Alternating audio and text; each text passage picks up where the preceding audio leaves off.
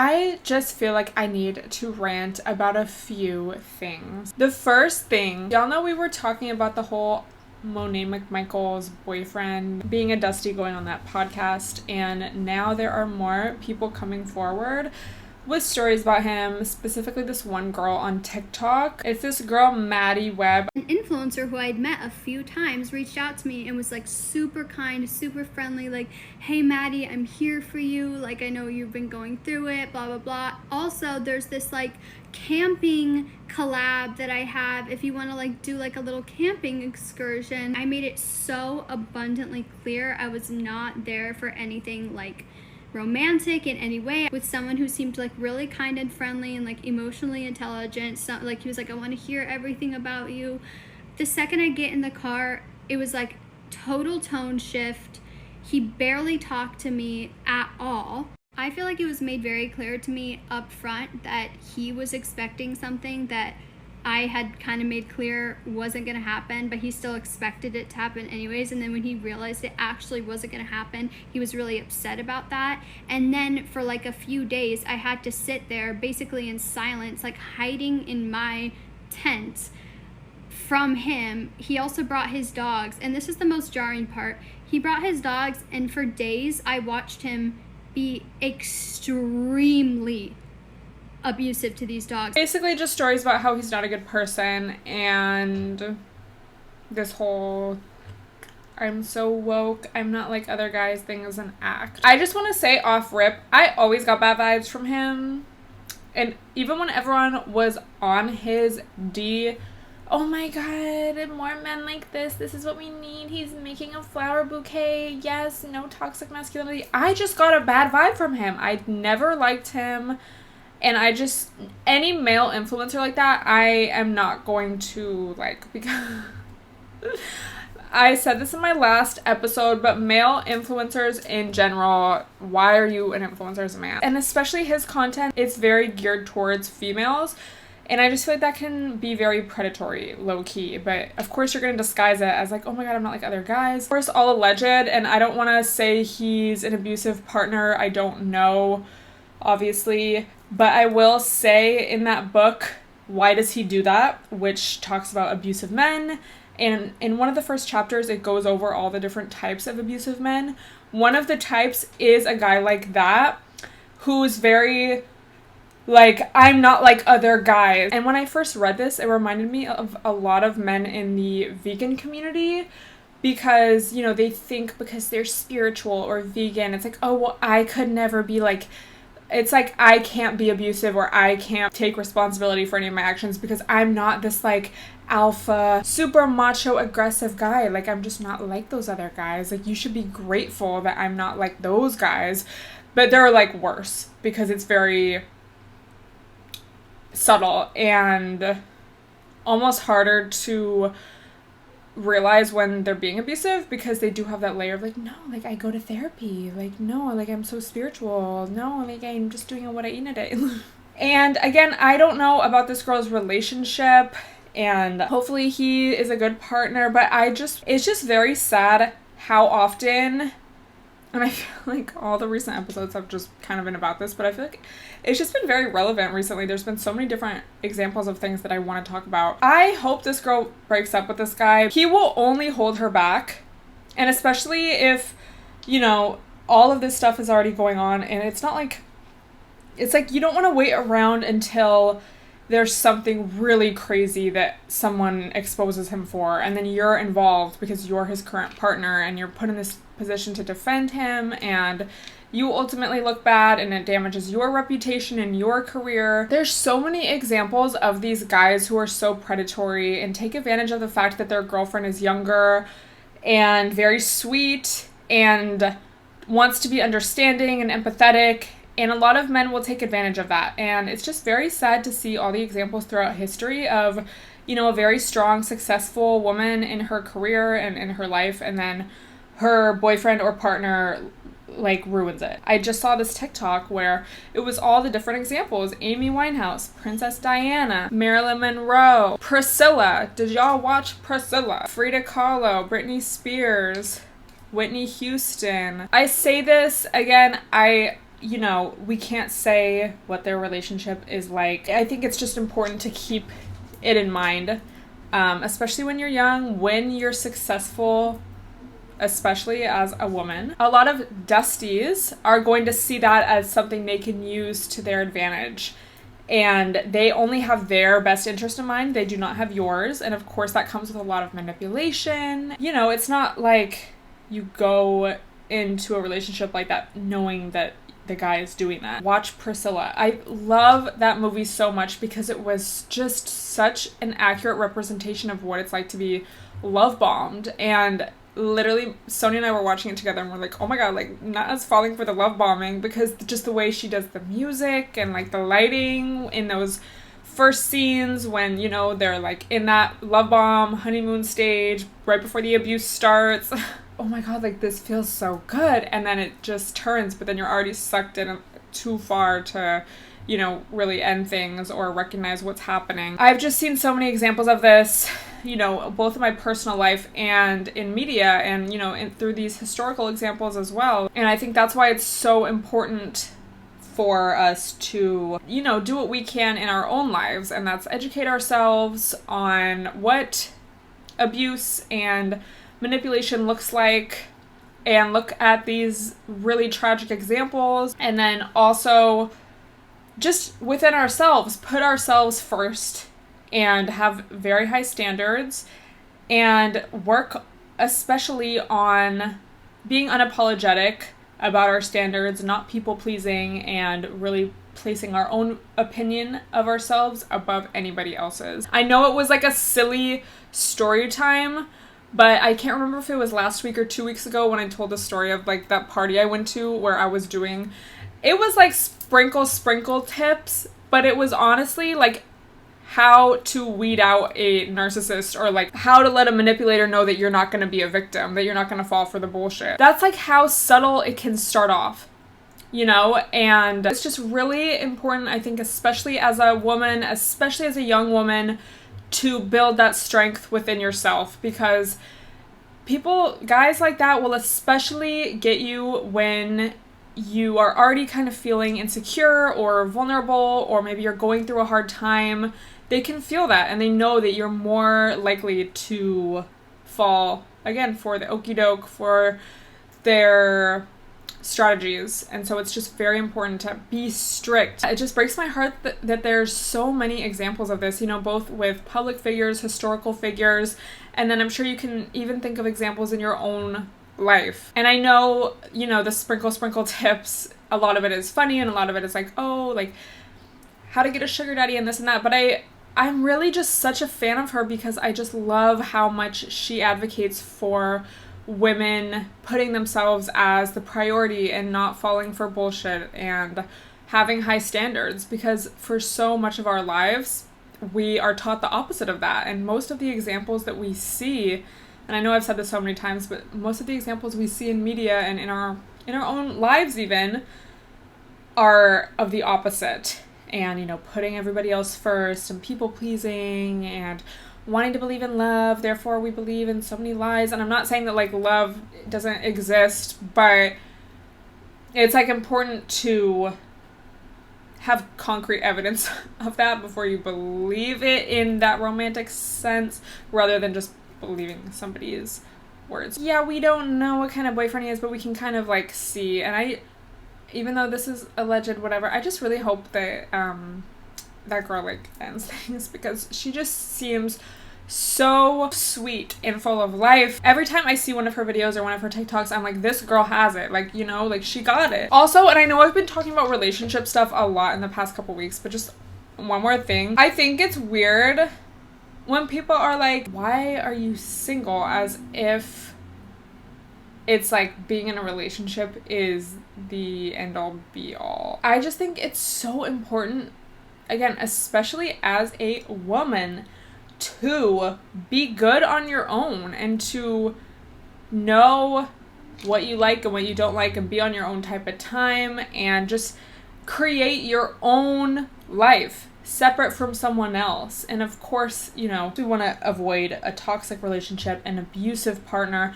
But then also, even if you were in a really healthy relationship, that's great and all, but I think that can come after you really have a strong sense of self. I know I haven't really talked about it, but ever since I've become single again, I just think it's been very refreshing, to get back in touch with myself. And even just when I'm out, it's like I can leave when I want. I can just, even with little decisions, it's just like everything you can just decide and you can do. Being in a relationship can really hold you back, especially if you are attractive. It's like if you're gonna be in a relationship with a man, that man better be doing the most for you, because you know how much opportunity there is out there for us. Like, my friend and I, y'all saw my little, day in a life vlog the other day on IG or on TikTok, whatever. We just go to get a glass of wine. He's like, I'll just give you the bottle. He's like, I'll give you some 1942. I'll give you these appetizers for free. The other bartender came, gave us some more free wine. You think this would be happening if I was sitting next to a man? You know what I mean? Obviously, that's like a small, silly example. But I think even just if you are feeling down about being single, or you want a boyfriend, or all your friends are maybe in a relationship, that sucks. It's important to have single girlfriends if you're single. Just so y'all can, be free together, not in, these females host these days. Anyway. I know that's a silly example, but it's important to remind yourself just that the world is your oyster. And having a boyfriend, being in a relationship, I think especially in our generation, if you're dating guys around our same age, a lot of the times that's going to be pretty unhealthy. Bro, do you want to be crying over your boyfriend following bitches on Instagram, or do you want to be at the bar getting free shots? You know what I mean? And I know both of those things are silly, but it's like a small example of, what's going on. Especially when you're in just a really good relationship, that can be so beautiful and one of the best things in life, but not the best. I think the best is just feeling good within yourself, regardless of anything, and shaping your own life to be what you want it to be. And that starts with investing in yourself, making yourself feel good, doing what it is you like, looking good, feeling good, working out, being healthy, having, good friendships, and just getting to know yourself. And then from there, everything else happens. That was my first rant. Let me know your thoughts, but don't settle. I got a question on Instagram. How do you deal with friendship breakups? I know this makes space for new friends. That's a good question. I would say, because I've been through many a friendship breakup, I think it's important, of course, to allow space to grieve it. It's okay, of course, to be sad if you have to cry. When you're ready, I think it's important to reflect on, where things maybe went astray. I feel like a lot of times friends break up over a misunderstanding and then people changing at different rates. And then I would say a third main thing is not talking about things soon enough. So resentment kind of builds up, and then things just start getting weird and nobody really wants to be upfront, and then you just kind of drift apart or stop hanging out. I have definitely had friends that I feel like started to get jealous of me, and then it would just create this weird vibe, and I could just tell that it was kind of like a frenemy situation. It was very odd. And so we just would stop hanging out because of that. But sometimes also it's amicable, but you just kind of are different and on different paths. So yeah, I would just kind of reflect, maybe do some journaling about why you think, what happened, and try to be objective, and then just reflect on what you could do differently next time, if anything. For example, it could be something like, next time I will set better boundaries from the jump so that resentment doesn't get built up. And then also just try to make yourself busy. Y'all, this has been another thing. I've been out and about recently. Shout out to Gemini season and summer. But I've just gotten way more comfortable doing things alone. And I think also just that realization, I think literally Gabby says it in Desperate Housewives, but she's like, if you're a pretty girl, you are never lonely. So girl, just taking yourself out, like, you know how many fun times I've had just because I decided to go eat by myself, go to the bar by myself. And when I say go to the bar, it's like a chic happy hour, like not late at night, but just like during the day, or like a happy hour, just go have a glass of wine at the bar, people watch. You know how many people will talk to you? You know how many friends you can make? If you have a resting bitch face, work on that. Look pretty. I'm not like advocating for drinking, I'm just saying. Do y'all remember? I think it was like in a TikTok live. Somebody asked me about vaping and I was like, guys, vaping is so cringe. Like, smoke cigarettes if you're gonna do that. Like, come on. And then someone, like, I was like kind of going on a rant about it, and someone was like, not Stella Rae in her pro tobacco era. And I was like, oh.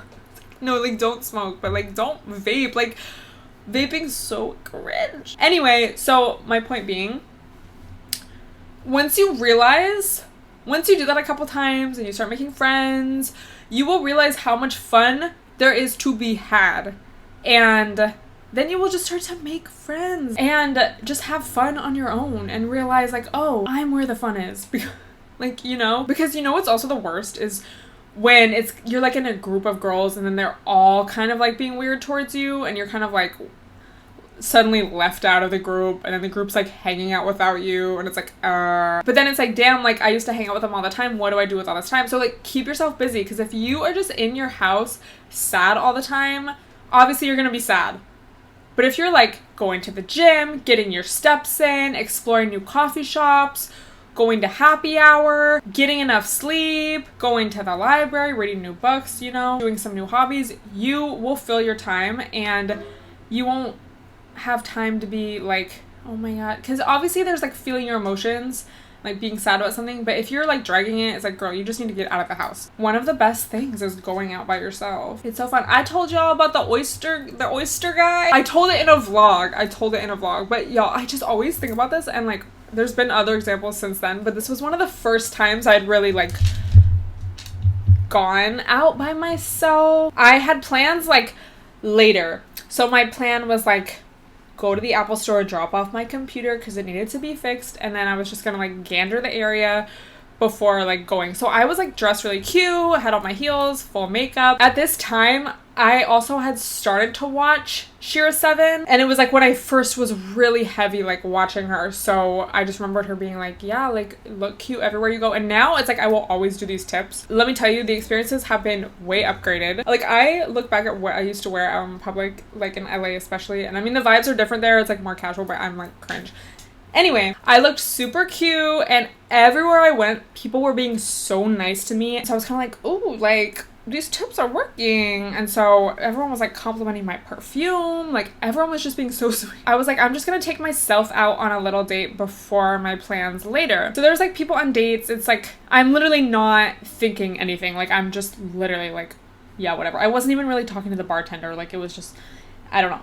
And I was kind of a little nervous because I hadn't really done that a lot. It was like when I had first moved to New York. This guy and his sister come in, and they're like, can we get shots here? And the bartender's like, yeah, what do you want? He's like, tequila. And then he starts talking to me, and he's like, yeah, we're like celebrating, I just like sold my business, so do you want a shot? I'm like, oh my god, yes. And we just like start drinking, talking. They're like, what do you want to do? I'm like, I don't know. They're like, let's get oysters. I'm like, oh my god, yes. We go to the super chic raw bar. We get like oysters, all this food. So random. Like, never saw them again. The guy actually asked me to go to Miami with him like the next week. But then I started like seeing this other guy. I mean, I don't think I would have gone because honestly, he was a little odd, but it was definitely a time. And you know, it's just like, you never know what could happen. You can just go and have a good time. Like, and if you're like, oh my god, I'm not pretty enough, I lack self-confidence, I'm this and that, then that's somewhere you can start, babe. Like, change up your look. Do a Poshmark. Like, sell your clothes on Poshmark. Go donate them. Switch your room around or your apartment around, you know. Out with the old, in with the new. Nothing's forever. Things are going to change regardless, so you better change what you want while you can. So this brings me to my next point. I have been reading this book, y'all. Hidden Potential, The Science of Achieving Greater Things by Adam Grant. It's really good so far. I've just read the first few chapters, And so far, it's just basically about what I always talk about in order to truly grow and make a change in your life, you have to be willing to be uncomfortable, which sucks. But embracing discomfort is like the best way, is like the only way pretty much. There's like this little chart. Making more mistakes, in theory, you are going to look stupid, you're going to feel shame, you're going to be laughed at, you're going to experience discomfort. But in reality, making mistakes is about getting smarter, gaining courage, laughing at yourself, and expanding your comfort zone. And also this whole chapter was basically about learning a new language as an adult. And so it was kind of a drag, like a self-drag, because I'm always like, damn, like I really feel like I know so much Spanish. Like I'm not fluent, but I know a lot. Like I always kind of am surprised. I'm like, oh damn, like I really remember a lot from taking it. And you know how many opportunities I have a day to practice and just, speak Spanish to somebody? And I just don't, because I'm like scared of looking stupid. I don't want to offend anyone. Like, I just have all these excuses instead of just doing it and being willing to possibly look stupid. So I was kind of like, damn. And then there's another little chart. It's like how we think learning happens. And it's just a linear, knowledge to comfort to practice to progress. And instead it's like all of these things are interchangeable. Like they switch, we go in circles. Like we might jump from here to here because learning's not like linear, You don't have to wait until you've acquired an entire library of knowledge to start to communicate. Your mental library expands as you communicate. And then when I asked this girl who learned Cantonese what it takes to begin, she said she no longer waits to talk until she has a basic level of proficiency. She starts talking on the first day. Discomfort be damned. I'm always trying to convince people to start speaking. Just memorize a few sentences, a short monologue introducing yourself and explaining why you're learning the language. So yeah, this is a really good book so far. It's very easy to read, but it's, very scientific and has a lot of like data, but it's like digestible. Like you're not like, oh my God, am I reading it? Like not a textbook, but So yeah, I would definitely recommend so far. I'm only in the 3rd chapter, but so far learned a lot, and it just really, backs up that idea. So that kind of ties into what I was just saying. If you feel like, damn, I have no friends, or damn, I'm so bored, or damn, I need to like get out of the house. I honestly think that is such a good way to practice being uncomfortable, because it's like fun. Practicing a new language, that's like scary, and like, yeah, obviously we know you have to be uncomfortable to actually learn and grow, but also if you're literally going to the bar, like that will also just build self-confidence, because you're like, yeah, I can do that. But yeah, I'm excited to continue reading this, and I think that's something I need to add to my to-do list. Like recently, my main things, I already work out, I already drink enough water every day, but my recent new routine things have been meditating when I first wake up, no phone, for like usually 20 minutes. And then also I've been trying to get over 10,000 steps a day. So I think I also need to add like read for at least 20 minutes or something. Because we used to have to do that in school, and sometimes it's like, oh yeah, I'm just going to wait until before bed to read. But then I'm like tired. So I have to actually schedule it in. So that's like my next thing. I actually was reading this weekend as I was doing laundry. And that was perfect because it was like just a good amount of time. Okay, another question. Do you eat according to your cycle or take it into consideration? Definitely yes. I feel like when it's like the week before my period and like the first day or so of my period, usually I feel way hungrier. I honestly don't really get cravings. Like if anything, I will just crave more food. Last time I really wanted chocolate cake like so bad. But then you just have to look at like what it means. Like, obviously treat yourself, but then it's like usually if you want chocolate, it's because you need magnesium. So taking like a magnesium supplement, and like obviously you can have the chocolate too, but just like, I'm not saying that from like a be skinny perspective. I'm saying it from like your body trying to tell you. So if you actually want to like feel better, because there's like, yeah, satisfying the like physical craving, but then like what your body, like, so I don't do anything too crazy. I just kind of try to be mindful and listen to my body.